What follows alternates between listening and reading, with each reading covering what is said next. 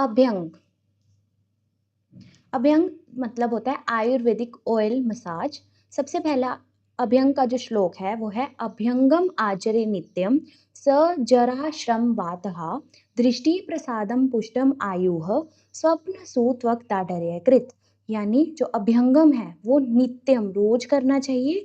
जरा श्रम वातः, जरा यानी बुढ़ापा, श्रम यानी थकावट, वात विकारों को दूर करता है।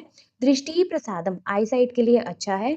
पुष्टम आयु, आयु को पुष्टि प्रदान करता है। स्वप्न अच्छी नींद दिलाता है। त्वक दाढ़र्य त्वचा में दृढ़ता प्रदान करता है। परिभाषा शरीर पर तेल आदि से मृदु मर्दन करते हुए गति करना अभ्यंग कहलाता है। अभ्यंग के योग्य और अयोग्य। योग्य जन्म से लेकर मृत्यु पर्यंत तक, अपतर्पण जन्य रोगों में, वात व्याधि में, सूतिका और बालक जो है जो अभ्यंग के योग्य हैं। और अयोग्य में आता है संतर्पण जन्य रोग, कफज विकार, गर्भिणी, साम अवस्था में और नवीन ज्वर में और अति स्थूल में अभ्यंग नहीं करना चाहिए। अभ्यंग के लिए तेल दोषा अनुसार वात विकारों में महानारायण तेल, बला तेल, महामाश तेल, अश्वगंधा तेल। और पित्तज विकारों में है शीर बला तेल, घी, लाक्षा, चंदनादि तेल।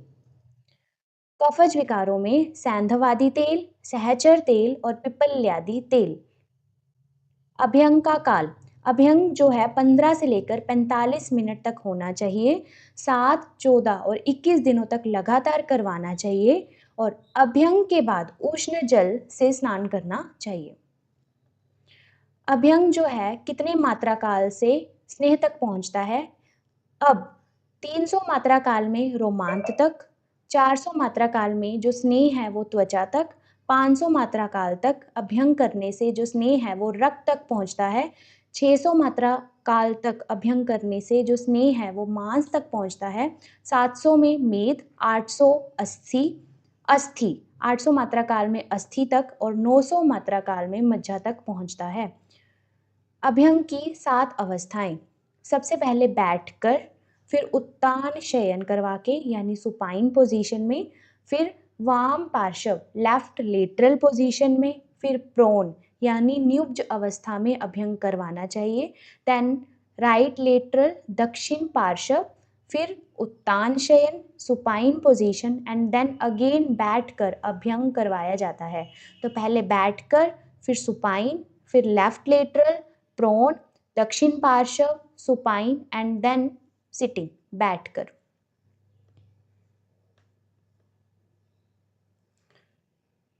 यह है अभ्यंग। बैठकर, उत्तान शयन, वाम पार्श्व, न्युब्ज, दक्षिण पार्श्व, उत्तान शयन और अगेन बैठकर अभ्यंग करवाया जाता है। अभ्यंग में प्रयुक्त स्नेह का पाक। चरक ने स्नेह का खर पाक जो है यूज करने को बोला है और आचार्य सुश्रुत ने स्नेह का मध्यम पाक से अभ्यंग करने को बोला है। चरक ने खर पाक और सुश्रुत ने मध्यम पाक कहा है।